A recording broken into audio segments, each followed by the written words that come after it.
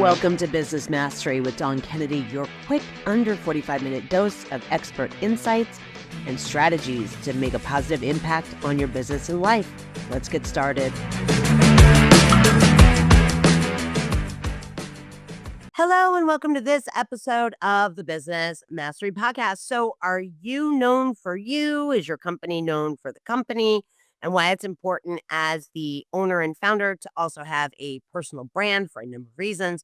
We're going to talk about all of these things today. I brought Jimi on to carry the conversation. How are you today? Good, Don. How are you? Thanks for having me. I'm doing great. Thanks for being here. So can you tell everyone who you are and who you serve?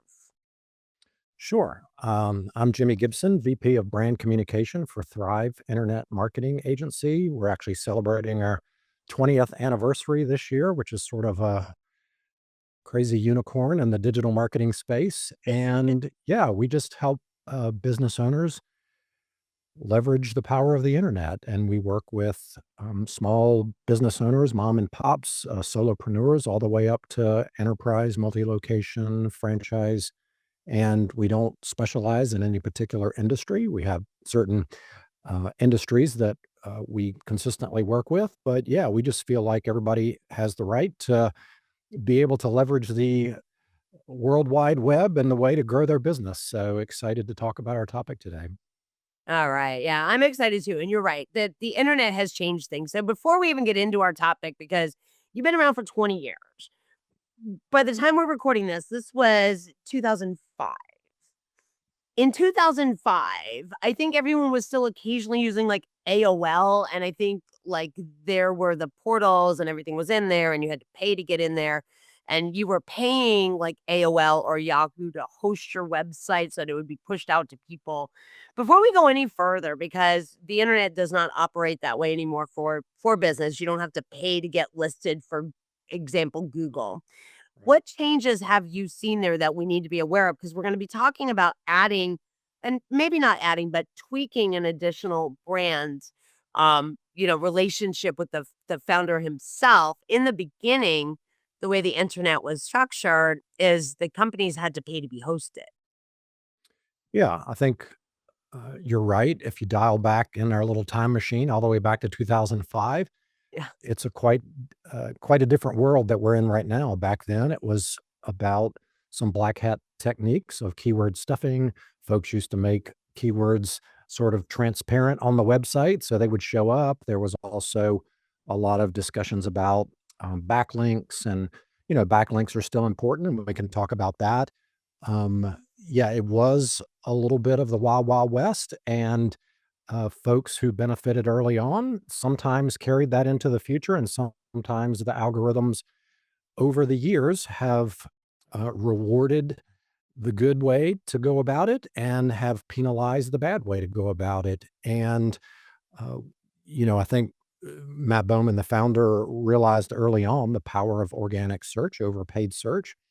And a lot of the things that we do are because we have tested and tried and understood what works and what doesn't work and what will get you penalized and what won't. And I think we're at a huge crossroads right now with AI and how search is going. And I wouldn't say SEO is dead. I think it has morphed and changed and mutated into something completely different. And that topic is important for us to understand the right way to do it. And yes, it's changing. I'm not a futurist. I don't have a crystal ball.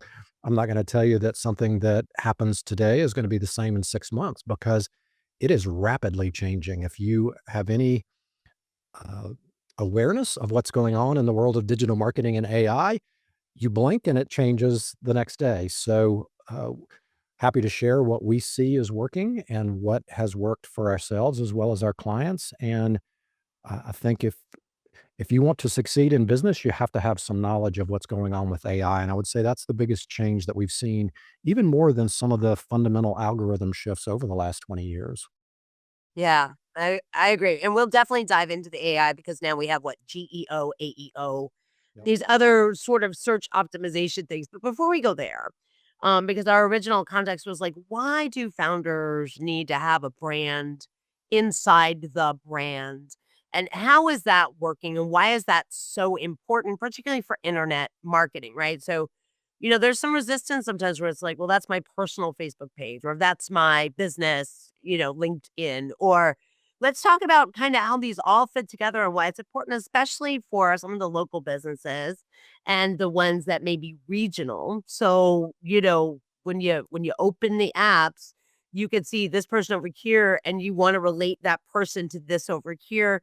Again, with the backlinks, SEO and stuff. So we can go into the tech, but tell us first and foremost, why is it so important today in 2025-6 to have a personal brand inside your business and not just push out your personal brand any longer, or push out your company brand any longer? Yeah, and I would say it's never been more important than today for a business owner or founder to have that personal brand. And I know there's gonna be a little bit of recoil and folks are gonna go, "But I don't wanna do it." And I'm like, "Well, if you're a business owner or a founder, it's kind of the cost of doing business." And I would say it does not stop with the owner or the founder. I would say identifying some subject matter experts within the organization can augment, that approach, and I'll explain the soft reasons why, and then I'll explain the technical reasons why. And it really goes down to in the past, folks thought of a personal brand as, yeah, that would be nice, but I'm not an influencer. That's really self serving. I don't want to puff myself up. And I get it. And I'm not saying you have to be an influencer, but what's happening right now, and I'll just refer to ChatGPT because I think most listeners are probably familiar with that from content creation, is everybody jumped on the bandwagon of ChatGPT is going to be the easy button and it's going to produce all my content for me. And I would say from a on-site content, whether that be service pages, product pages, a blog that you might have, and then going into social media posts. When you treat AI as your copywriter, it is going to produce very generic, mundane, unemotional, safe content.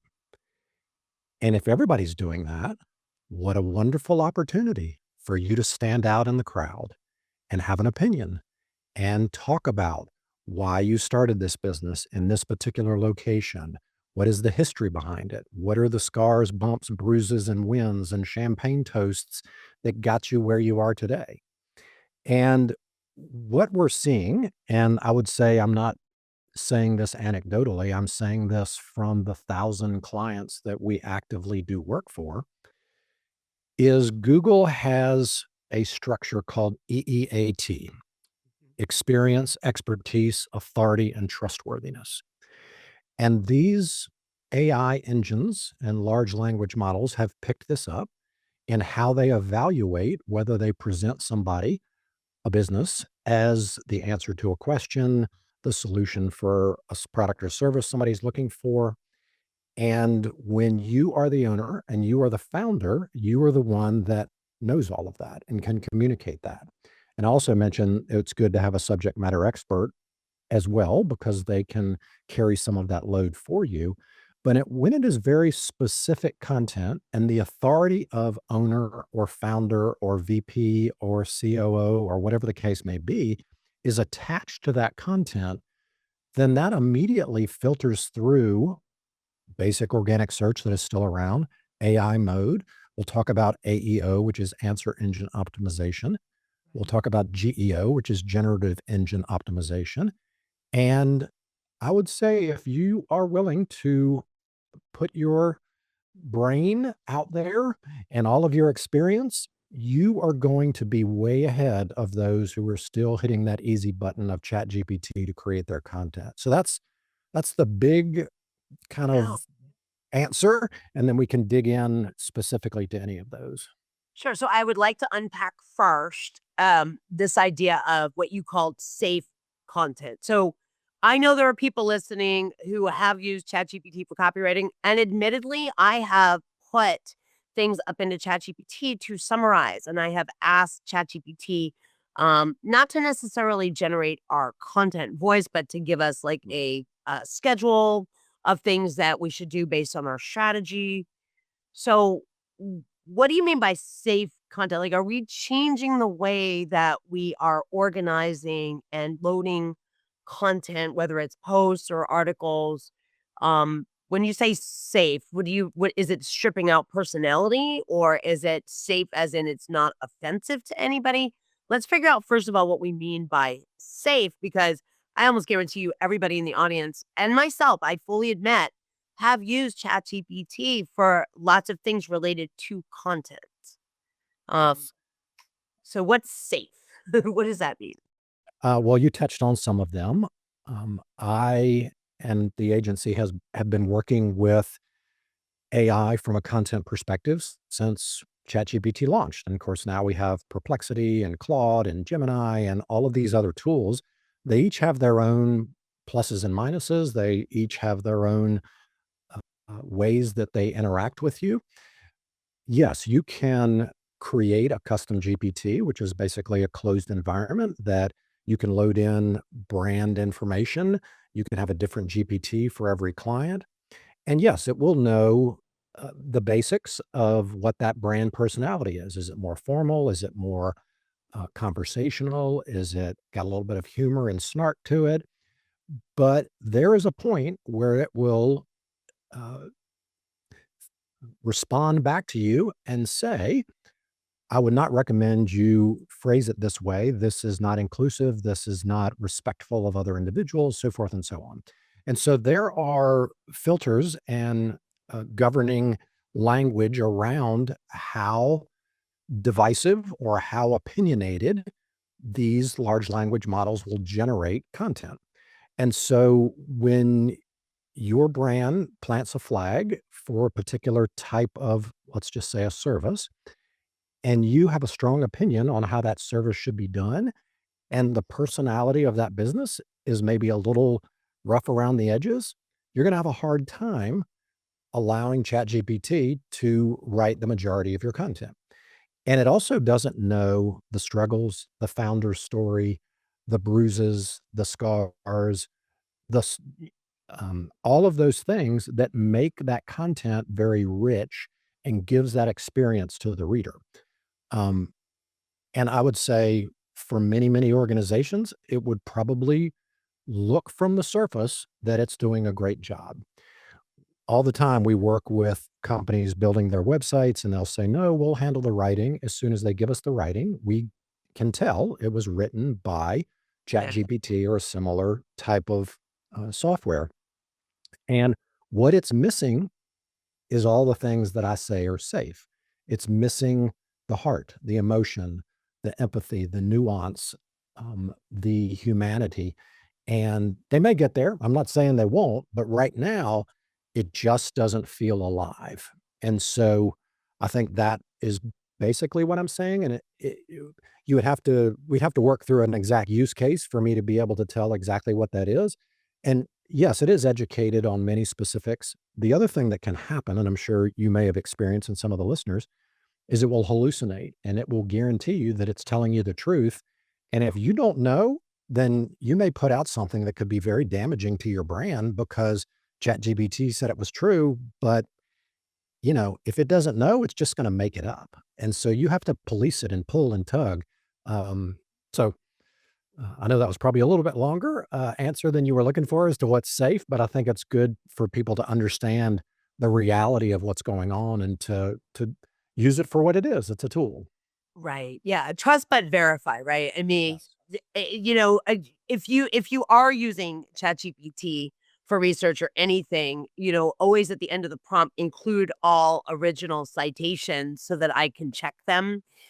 It will put those original citations in there, and you can go check them. So, yeah, I think that is definitely something we don't delegate to AI. As most people know, I'm also an attorney, and the sanctions have been flying from attorneys submitting things that, I mean, were done by AI. So that's slightly horrific, but that's another topic. So the question then becomes, now that we know that it's what's safe, you're saying, and what I heard was the founder, the owner, their stories inject that personality into the business. Now, when we have those stories and the personalities, and it'll go into the AEO and stuff later, um, that's the differentiator of your business really from anybody else's, right? And in the interwebs, I don't even know how many web pages there are anymore. How many I don't even know if we could count that high. But for you as a business owner, only putting out there maybe your storefront information, you can be what I'm hearing is like you could be skipped over because it doesn't have more stories or anything to pull from to like answer the questions and do the things we're going to talk about later. Is that kind of accurate? Yeah, and so Why do we need to add the human piece, I guess, is where I think we're going with this. yeah, sure. And you mentioned something earlier about um, trust but verify, um, and it will show all the citations. There are certain places that these large language models are pulling from. We've probably all heard the preponderance of Reddit that is a major area that it's pulling from. It's actually started pulling now from social media, where it used to not pull from social media in the past. And so what we're seeing is folks that have sort of sloughed off social media as like fluffy, that's the first thing we'll cut in our budget. It's actually becoming much more important. YouTube is also becoming a huge resource, as much as 400 times the weight of other content. And so if you don't have a YouTube channel, now's a good time to start one. You're not too late. So a couple of things. The authority related to that title of owner, founder, CEO, whatever the case may be, that tricks the box or ticks the box for expertise and authority. We talked about the EEAT. Um, the other part is everybody wants to know who's behind the business. We work with a large multinational B2B business. They just hired a new CFO, excuse me, a new CMO, a chief marketing officer. I asked her, I said, what is going to be your first thing that you do? And she says, we need a personal branding playbook for every franchisee. Mm, And I'm like, oh, wow. It's no longer about the strength of the franchise. It's about the nuance of that individual owner within that franchise organization. And they've seen that when even a franchise owner, and you talk about, and I won't say this in a negative way, but every franchise is supposed to be the same, right? But each franchise owner has some nuance to their particular market. Why did they buy that market? Why did they move in and buy that market? What areas of that community do they support? Uh, do they have nonprofits that they are involved with from a local aspect? Um, do you show up at a ribbon cutting for another business that would mention your name? Do you sponsor local organizations? These are all things that can trigger the algorithms to separate who they're going to recommend, whether it be a citation in an LLM or something else. Um, so the other part of that equation and why a business owner or founder needs to be part of that conversation is the combination of all of those things. And um, the second part of the answer that this new CMO said is when they see a business owner minimally involved in social media and producing content, their referrals increase 30%. And so you think about that, and there's some dollars associated with this activity. And, um, if you've never done it before, it can be a little bit daunting. I have some recommendations on where people can start to produce the right kind of content. And when those referrals start coming and people start saying, I read this article, I saw you on social media, I know that you support this organization, so do I. Then it sort of feeds itself and they become excited and go, oh my gosh, I should have been doing this 5 years ago. Um, and I would say the first thing that people immediately put up, no, I'm not going to do this pushback is this is going to take a bunch of time. mm, Well, you probably have people in the organization who know how to film. You don't have to buy a bunch of equipment. Most people have $1,000 camera in their pocket that they carry around every day in their smartphone.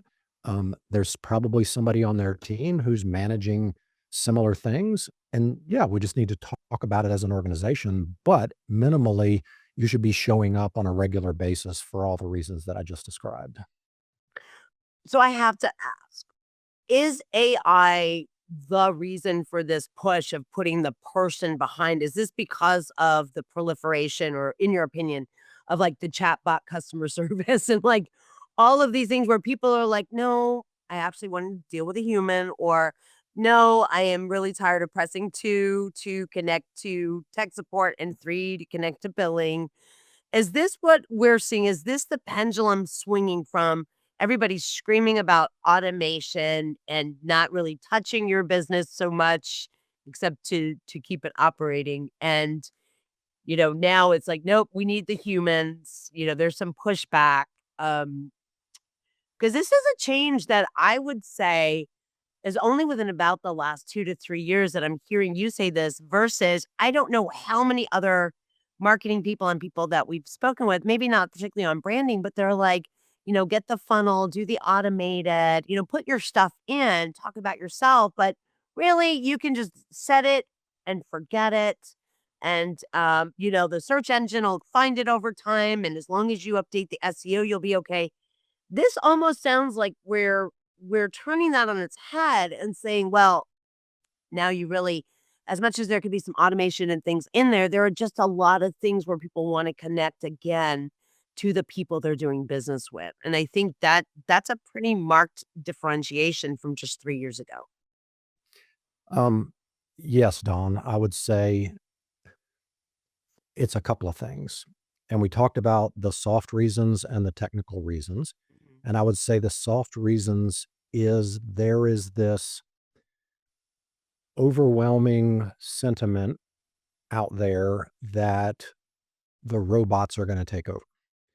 And we can go back to the War of the Worlds with, um, George Orwell and Orson Welles on the radio show and all of that. And so there's this feeling like we have to protect ourselves from the robots. I've always been a believer that personal brand is a huge differentiator in a positive way. And what I'm saying is, if you thought it was a little important before, it's really, really important now. And again, I'm saying this from the 1,000 clients that we have, that those who lean in are actually going to be ahead of the game. And I'm kind of whispering because it is something that not a lot of people are talking about. And it is, if you will, a hack to get in a spot where your company is going to be the one that is cited and the one that is visible. And we get into, and we talked about answer engine optimization. And I'll just mention this right now that folks are using these various tools. ChatGPT can search the web. Perplexity is an app you can have on your phone. Claude as well. And people may never visit your website. We're calling it the zero click world that we're in. Wow. We also have this agentic approach now, which, if you haven't researched that, just type in AI agents.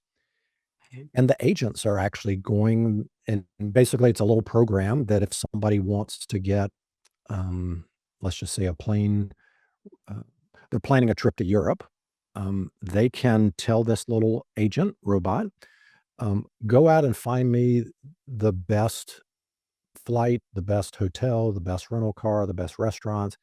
And that agent is going to go out and visit all of these websites, get all this information, and then pull that information together and present you with a document that cites the various places where it went.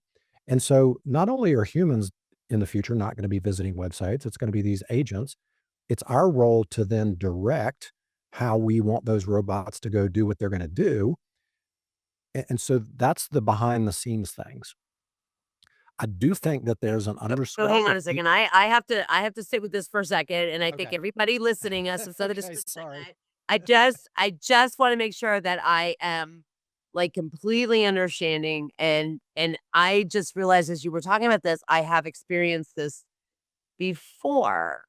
Um, it never occurred to me that the AI agents are going to crawl your website and present the answers to the people looking, and that people are not necessarily any longer going to be searching directly your website, because that flies in the face of everything over the last, I don't know how many years. Build your email list because you own it. Build your website because you own it, right? So you don't own the platforms. Your TikTok can be banned. Your LinkedIn can be suspended, right? So I just want to make sure this is really, really clear to everybody listening.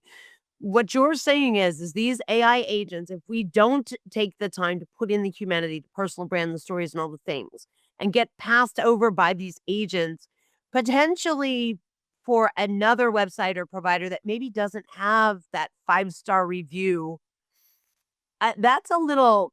I just need to sit back for a second and maybe have, a drink of water. This is really what's happening. I know this is what's happening. I think this is the first time I've heard a marketing professional verbalize very clearly that humans will probably not be directly visiting your website. And I would say this is probably within about the next 5 years, Oh, I would say less. Yeah. less than 5 years. Okay.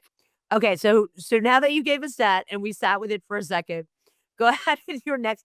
I really want to say that I don't think this is being articulated out there or well known, that this is not just your assertion of needing the personal brand, the AEO, and I was like, this is not just like, oh, SEO changes because the algorithm changed again. What you're saying is the way people are going to conduct business using the web means that they will have these third-party agents go out there and say, please plan our anniversary trip to fill in the blank. These are our right and left limits. This is our budget. This is the thing. And this engine will go out, crawl all the websites, put an itinerary together. You tweak it, you do whatever. But there is an opportunity that if you trust this thing enough, you're not going to click the website of the resort yourself as a human. Am I hearing this correctly? This is what I'm getting from this conversation right now. And I'm a little geeked out, because what are people paying for their websites? What are what Well, are what are the good people news paying is, to present themselves online? If we're doing it the wrong way, it's a little scary. yeah, the good news is you still need all that information out there. Sure. And so the footprint of your website provides these agents information, but also the things that you do off your website provide these agents information. And so traditionally, you would put in a search. And so let's just say plumber. I live in Charleston, South Carolina. The best plumber in Charleston, South Carolina. And so traditionally, that is a keyword phrase that you would optimize your website for. And then it would return back a bunch of blue links, right? So there's 10 links on page one. They're blue links. And you would choose which one of those you believe matches what you searched for. Right. And there would be some paid slots in there, right? There's also the map pack that's in there. So for those of you familiar with SEO, you recognize these terms. What's happening now is someone will either use AI mode, they will talk into their phone, whether it's through Siri or some other search. Um, they may use Perplexity. They may use ChatGPT and ask the same question. And the way that you become visible is now in a variety of different places. Yes, there are still going to be people who put in the search, they will look at the blue links and they will decide. So, yes, you still need your website. But what happens when an AI search, it's not that one to one keyword result. What happens in the background of AI is it does its first query and then it starts to fan out and it provides a larger profile of what is going on. And it also remembers your behavior, Dawn, and your interaction with these. And so we could be in the same city a block down the street, and I could do a request for Italian restaurant. And you could do a request for Italian restaurant, and it will probably give us different answers because of contextual cues that it knows about our differences and what we want. You may be accustomed to fine dining, white tablecloth, candlelight. I might be looking for easy takeout, and it's going to know all of that. And so, in the end, it is a more personal approach to the result as opposed to a keyword query that we're used to.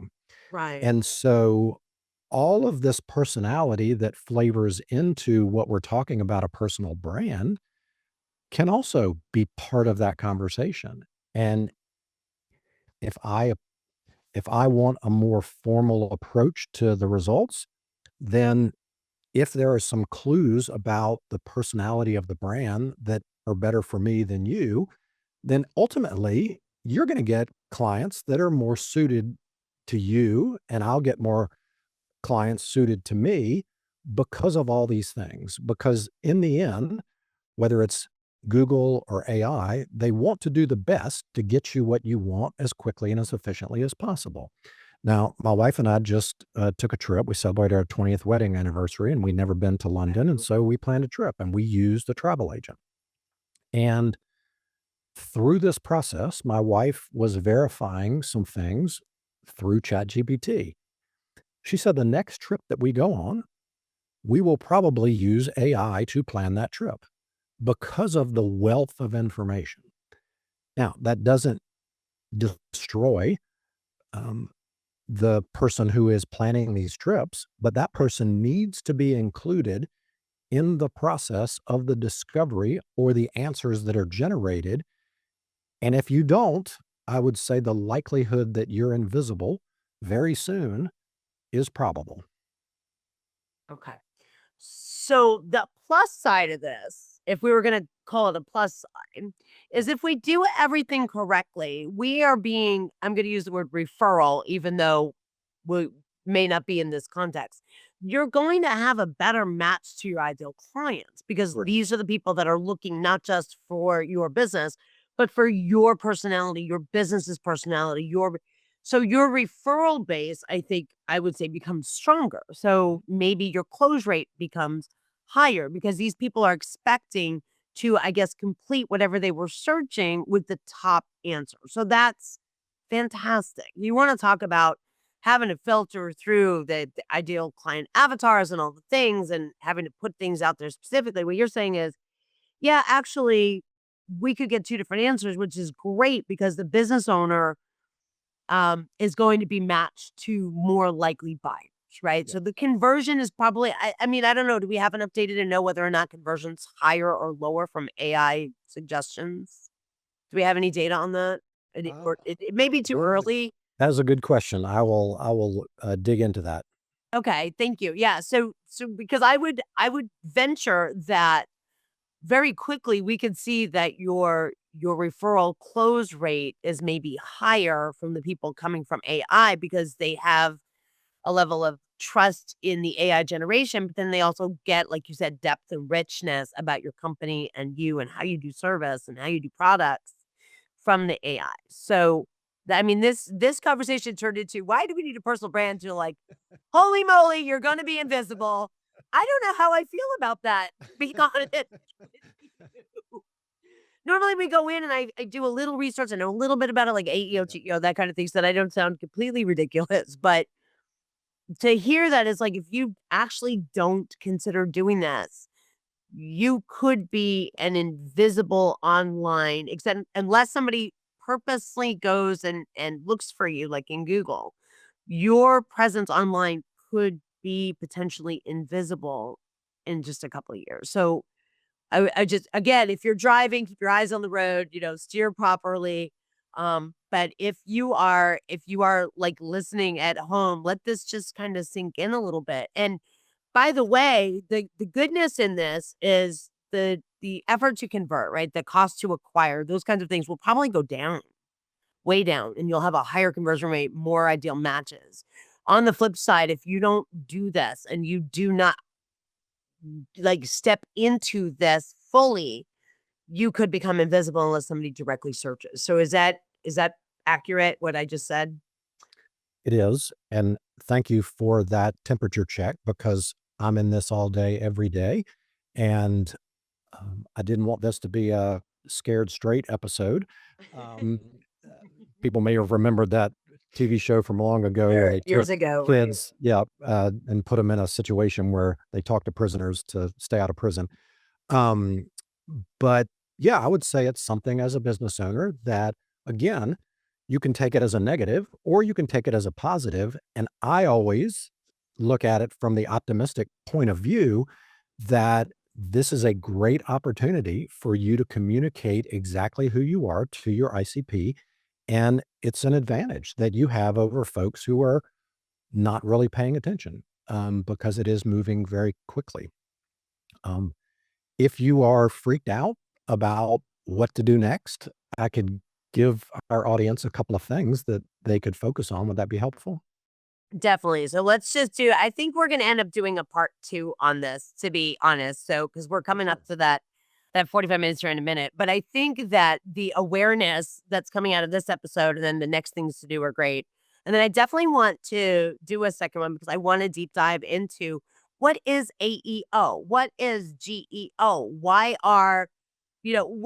isn't OpenAI or Perplexity or whatever just doing it like Google did, right? Why aren't they just doing the crawling for the most popular or the most this or the most that?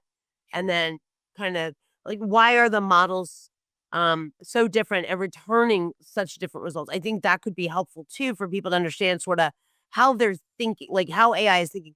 There's still so many people that use AI like Google, and it's Right. kind of fun to watch, but it's not. Google is not. So, all right. So let's focus on this. Is episode 1. We're gonna call it like awareness. You need a personal brand. AI is going to make it great, and then at the same time, if you don't play, there is an opportunity for you to become invisible. So we'll do that. So, what are the next steps though that you can take once you listen to this episode and you realize like we haven't even thought about. Yeah. I would say many of these have trial subscriptions like Perplexity and Claude and ChatGPT. You don't have to pay. You could go to Google right now and switch it into AI mode.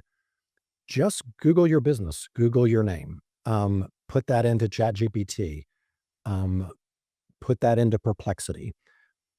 I would say Perplexity is an interesting one. It actually has up to date content, Okay. um, up to the minute uh, updates where ChatGPT is a little bit delayed. And so just try out different LLMs. They're called large language models um, or generative engines and see where you are, see if you're showing up. And again, it could change depending on the day and the time and, all of that.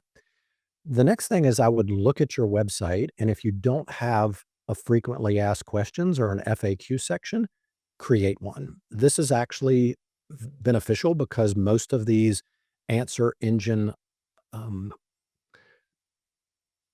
we'll just call them the optimization you need to do to be the one that is part of the answer.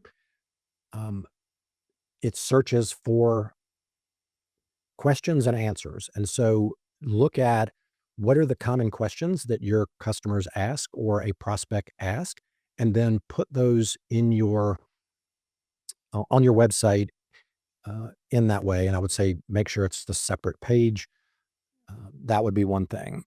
Um, Okay, so when you're saying FAQs, you're saying FAQs about the business itself. business. So here's why I just want to clarify because I could hear it now because I just thought it myself. I was like, yeah, but Google has our open hours, right?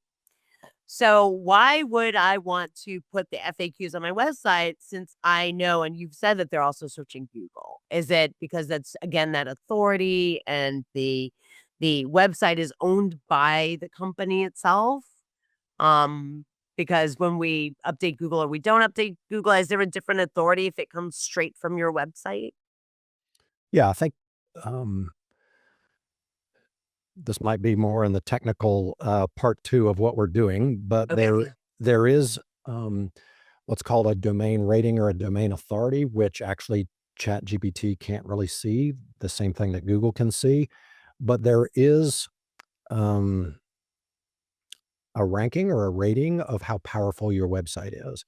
And so when your website is the authority about all the things about your business or your industry, and this information is on your website in a very organized way and not just included within a blog post, it's easier for these AI bots or even Google to find that information quickly. It's not going to go digging, it's not going to pull paragraphs out as efficiently as if you simply have the question and have the answer. It's very easy for all of these sources to then mine that data. And I would say that's the reason for the structured approach to an FAQ. And yeah, it's not just about your hours. I talked about plumbing before. Yeah. Um, it could be simply, how do I know I need a plumber instead of using liquid Drano from the supermarket? That's a very long question, but that's the way people are asking questions into their phone now. That's the way people are asking Siri. That's all of those things. And then provide a very detailed answer, not just because we're the professionals and you need to hire us. It should talk about erosion of your pipes. It can talk about what's bad about some of these chemicals, what's good about some of these chemicals, um, so forth and so on. I'm not a plumber, but you get what I'm saying. Right. Um, think in detailed, specific answers that are factual and um, rely on the experience you have as that business to provide the behind the scenes education that people are searching for. And again, there's a camp that says, but if I give away all the information, they're not going to hire me. I would say That's don't worry about that. That right. probably wouldn't be your customers to begin with. Yeah. Right, right. Yeah.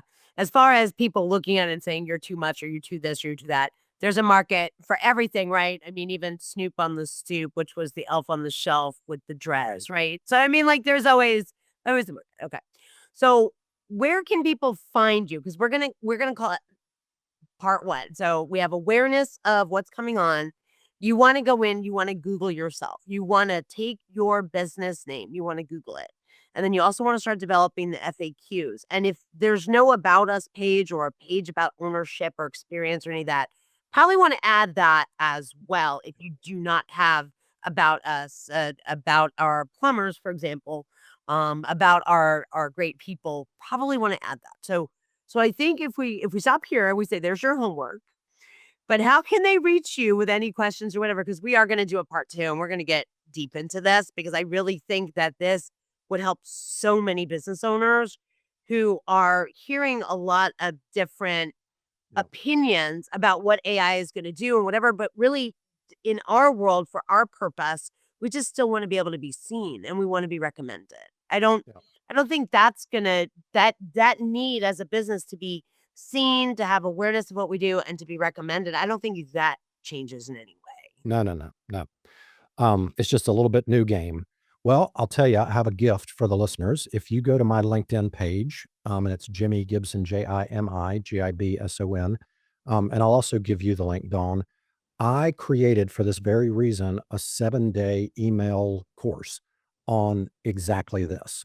And so, in between episodes, if people did that 7-day course, it takes about 5 minutes to read the email. You can implement things right away that would take maybe 45 minutes to meet with your team and go through it. It's not a sales pitch. Certainly would be happy to speak with anybody about their challenges, but that's not the focus of this little email course. And I think it would fill in a lot of gaps for folks and probably give us a lot to talk about. People could bring questions maybe that they would send to you and we can answer those. That might be kind of fun. So, Absolutely, yeah. So get the book, drop your questions. I will bring all of these questions to our part two recording, and we will put the link down below for you, your company, and of course the course. And thank you so much. So in full disclosure, we thought this was going to be just like kind of an update. Why do we need the personal brand? What's going on here? And then really though, I feel like as much information as we're receiving about what AI and stuff is going to do, I think a lot of it has been almost weighed heavily towards consumers and what consumers like and what consumers don't like, and the scores that they get if they use a chatbot for customer service. And I don't know that it's been as much of a like, hey, business owner, you know, I can see you online or I can't see you online. And I sincerely appreciate you bringing this topic up because it's incredibly important. So, um, thank you so much. We'll be here for part 2 and go do the course. Drop all of your questions here and we will have a part 2 very soon. And thank you, Jimmy, so much for having this part 1 conversation. Great. Well, thanks for having me, Dawn. All right. We'll talk to you in part 2 on the Business Mastery Podcast. Take care. Thank you so much for listening to this episode of the Business Mastery Podcast. If you want to learn more about me, you can go to DawnKKennedy.com, and you can now check us out on YouTube as well as, of course, any of your favorite platforms that host podcasts. Take care.